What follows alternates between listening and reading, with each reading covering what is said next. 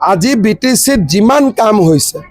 Kokrajhar medical college Bodoland university ৰাস্তা সবতে মোৰ 1% হলেওতো কন্ট্ৰিবিউশন সবতে আছে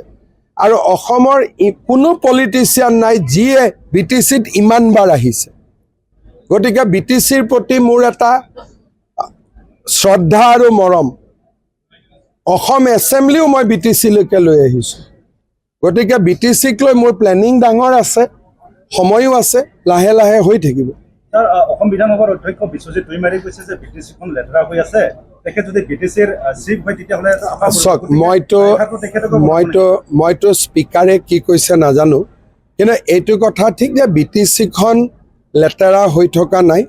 বিটিচিখন আৰু ভাল কৰিব পাৰি যদি পাছত আছো আমি 6ত যাব পাৰোঁ কিন্তু বিটিচিখন বেয়া বুলি কোৱাটো ঠিক নহয় তেখেত নিজে বড়ো মানুহ তেখেতে ক'ব পাৰে কিন্তু মই গুৱাহাটীৰ পৰা আহি এটা বেয়া কমেণ্ট দিয়াটো এইটো উচিত নহয় আৰু মুখ্যমন্ত্ৰীয়ে যদি এনেকুৱা কমেণ্ট দিয়ে যিবিলাকে বিটিচি চলাইছে তেওঁলোকেতো মনত দুখ পাব গতিকে কাৰো মনত দুখ দি আমি ইলেকশ্যন নেখেলোঁ হাঁহি ফূৰ্তি আনন্দ জিৰ' আণ্ডা চক বড়ো ৰাজনৈতিক দলৰ ওপৰত মই কোনো কমেণ্ট নিদিওঁ ক'ৰবাত BPFৰ লগত ক'ৰবাত UPPLৰ লগত এটা দুটা জেগাত ধৰক এতিয়া হৰি সিঙত আমাৰ কেণ্ডিডেট নাই থাকিলে অঞ্জলি বাইদেউৰ লগতো হ'লহেঁতেন গতিকে এতিয়া সমষ্টি ভিদে বেলেগ বেলেগ কথা যোনে গৈ বিজেপিৰ ছাপোৰ্ট বিচাৰে এটা গৈবাৰীত প্ৰমোদ বড়োৱে গৈ ছাপোৰ্ট খুজিছে তেনেকে হৰি সিঙা ৰৌতা বা ধনশিৰি বিভিন্ন বাওখুংৰি কেণ্ডিডেটবিলাকে বিজেপিৰ ওচৰত গৈছে আমি বিজেপিৰ পৰা এটাই কৈছোঁ যে দুইটা দলৰ যিটো দলেই বিজেপিৰ কাৰ্যকৰ্তাক ভৱিষ্যতে গুৰুত্ব দিব বিজেপিৰ লগত মিলা মিছাকৈ চলিব গ্ৰাউণ্ড লেভেলত তেওঁলোককে ভোট দিব আমি কোনো চইচ নিদিওঁ আসাম এছেম্বলিটো গণ্ডগোল হয় এইবাৰতো এছেম্বলিৰ তুলনাত ইয়াত একোৱে হোৱা নাই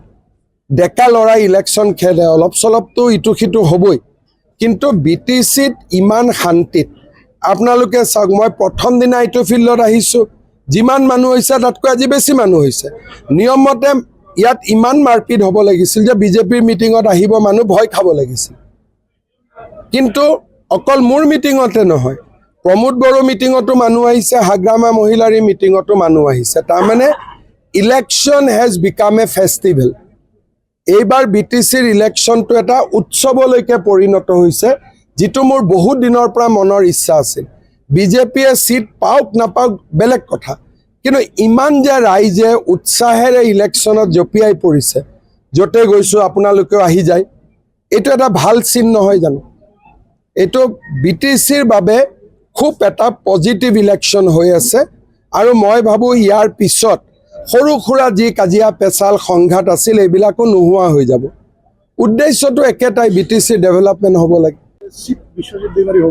আপোনাৰ নামটো আমি কনচিডাৰ কৰি আছোঁ মনালিছাৰ নামো কনচিডাৰ কৰি আছোঁ চবৰ নাম আছে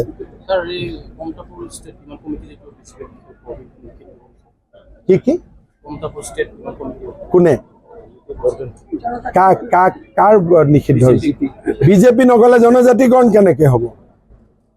গভৰ্ণমেণ্ট দিল্লীত আছে বিজেপি যদি মোদীজীয়ে নাহে জনজাতিকৰণটো কেনেকৈ হ'ব গতিকে নিষিদ্ধ বুলি কোনো কথা নাই মই অলপ পিছতে বিজনীত গৈ আছোঁ আৰু এই জনজাতিকৰণৰ প্ৰক্ৰিয়া বহুখিনি পজিটিভলি আগবাঢ়িছে এইবিলাক যিবিলাক গণ্ডগোল হৈ আছে ইয়ে প্ৰক্ৰিয়াটো দেৰি কৰি দিব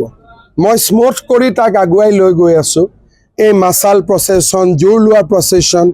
এইবিলাকত কেতিয়াবা গণ্ডগোল হ'ব প্ৰক্ৰিয়াটো দেৰিহে হৈ যাব আৰু মই কথাবিলাক সকলোকে বুজাই থাকোঁ টেলিফোনত ভাই আন্দোলন কিয় কৰিব লাগে নৱেম্বৰত ৰিপৰ্ট হ'ব নৱেম্বৰত ৰিপৰ্টত বেয়া কথা দেখিলে তেতিয়া আন্দোলন কৰক এই আন্দোলনটোৰ কাৰণেতো অসমখন পিছুৱাই আছে যেতিয়া য'ত আন্দোলন হয় তাৰ মানে 1 বছৰ কামটো পিছুৱাই গ'ল কাৰণ আন্দোলন হ'লে ক'ৰবাত গণ্ডগোল হ'বই সেইকাৰণে মই কৈছোঁ যে আন্দোলন কৰা বিশেষকৈ কোচ ৰাজবংশীৰ আমি কি ৰিপৰ্ট দিম কোচ ৰাজবংশী মানুহখিনিয়ে জানেই, সকলোকে মই ইনফৰ্মেলি কৈ থৈ দিছোঁ যে আমি পজিটিভ কৰিব গৈ আছোঁ। এই আন্দোলনটো কিয় কৰিব লাগে? যেতিয়া তেওঁলোকে নাজানিলে আন্দোলন কৰক। যিহেতু মই কৈয়ে দিছোঁ যে নৱেম্বৰত এই কথাখিনি লিখা থাকিব, তেওঁলোকে মোক কৈছে দাদা এইখিনি লিখা থাকিলে হৈ গ'ল, এতিয়া আকৌ কিয় আন্দোলন কৰিব লাগে?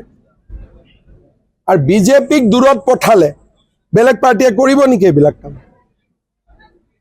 যদি বিজেপিক কোনোবাই ঠেলি দূৰত পঠাই দিয়ে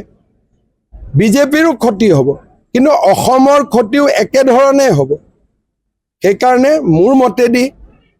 আন্দোলনটো ৰাস্তা নহয়, আলাপ আলোচনাৰ মাজেৰে আগবাঢ়িব লাগিব। আৰু সকলো কথাতে দুটা পক্ষ থাকে, চৰকাৰে দুইটা পক্ষৰে কথা শুনি আগবাঢ়িব লাগে, নহ'লেতো চব কাম হ'ব বুলি আজিয়ে কৰিব পাৰি ৰাতি।